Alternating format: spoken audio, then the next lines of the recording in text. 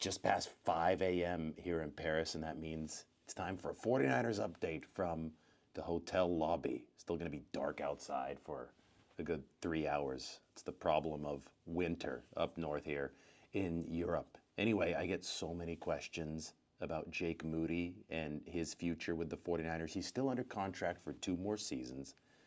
I have long surmised that the 49ers will keep him under contract and bring in competition, and we might have evidence that they're interested in doing just that. Ryan Fowler has reported that Miami's Andres Borregales, who's going to be entering this draft class and was at the East-West Shrine Bowl, met with the 49ers amongst several other teams. Borregales, good kicker for Miami, only missed once from 50-plus yards in each of his seasons, 5 of 6 this past year with a 56-yard high for the Miami Hurricanes. So he got talent. Obviously, Jake Moody has talent as well, though. So it's about porting the ability to make kicks at the college level to the NFL level, which is much easier said than done. As far as bringing in other kicking competition, this is a list of the free agents that are slated to be available come March. Nick Folk, Matt Prater, Eddie Pinheiro, Michael Badgley, Joey Sly. Do you guys remember Joey Sly? Joey Sly was the buff kicker that the 49ers had as a backup there for a cup of coffee a few years ago. Brandon McManus, Greg Joseph, Zane Gonzalez is slated to be a free agent.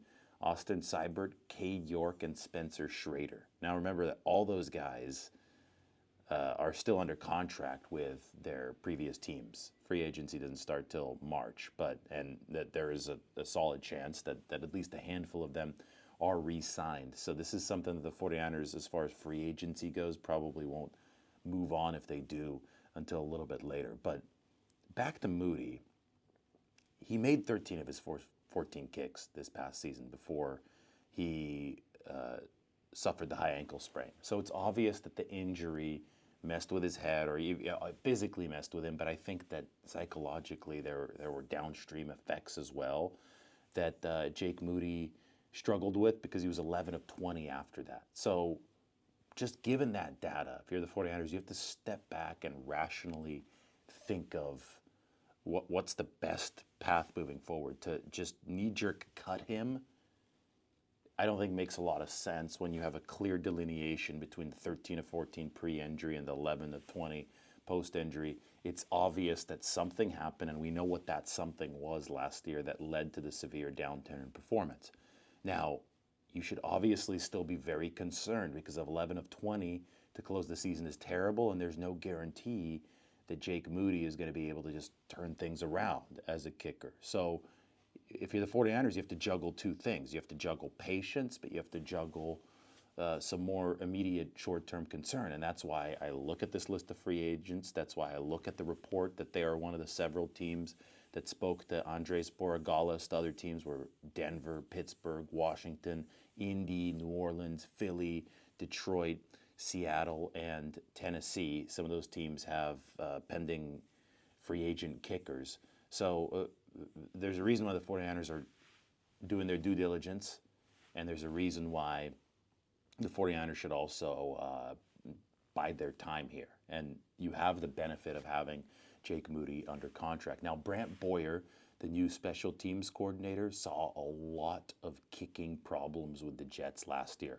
Obviously, it's kind of outside of his control, but the one reason why the Jets were not a positive special teams efficiency team in 2024, probably the main reason, is that they went through 4 or 5 kickers, including Anders Carlson, who was with the 49ers for a short minute after Jake Moody and Matthew Wright both got hurt. So it's a tricky, treacherous world for kickers out there. And the 49ers, under a new special teams coordinator, who knows, maybe eventually Brant Boyer is going to want to replace the entire battery. That is snapper, holder, kicker. But they've got all 3 of those guys under contract, from Tabor Pepper to Mitch Wishnowsky, who obviously had the knee issue and missed a huge chunk of last season. So they had to bring in Pat O'Donnell, another punter. But those 2 guys and Jake Moody all remain under contract. Normally, you like continuity there. but the 49ers saw that continuity broken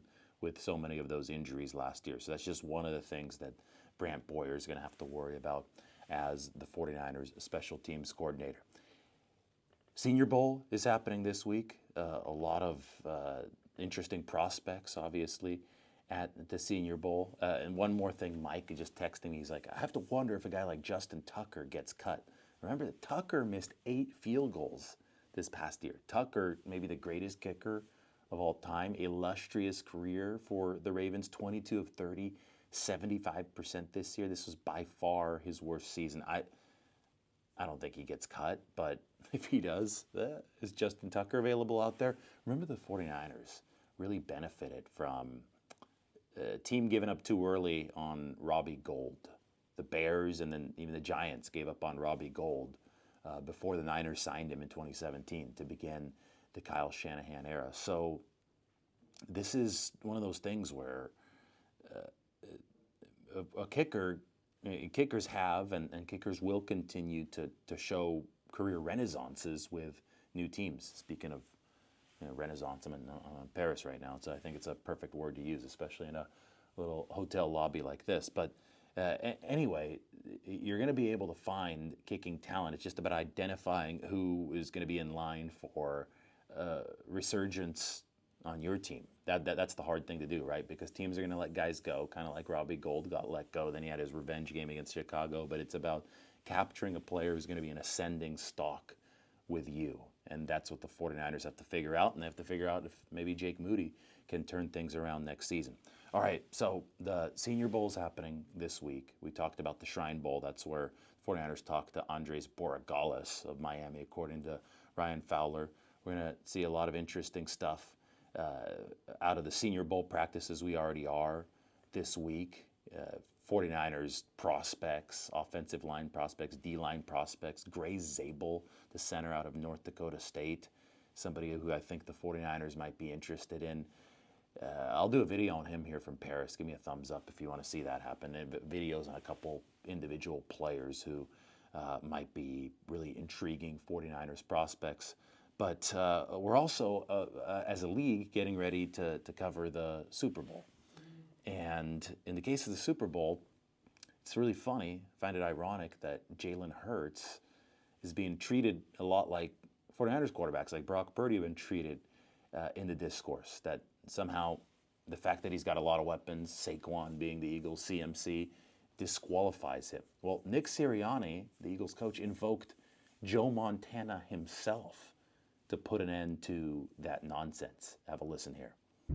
And I'm sure it'd be the same thing. Like, well, he's got great players around him. Well, you tell me a quarterback that's won like this that has shit around him. Like, that don't happen, right? Talk about Joe Montana. Like, who was he throwing to? Oh, Jerry Rice, right? So I did not have that on my bingo card, but good for Sirianni.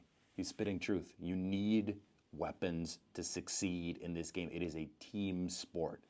And regardless of whether you're Jalen Hurts or Brock Purdy, you should not be penalized for having weapons, since every single quarterback in the history of the game, including Joe Montana with Jerry Rice, has needed good teammates to win in a team sport. All right, there's your 49ers update from Paris. More good food and good content coming your way. We'll talk to you soon.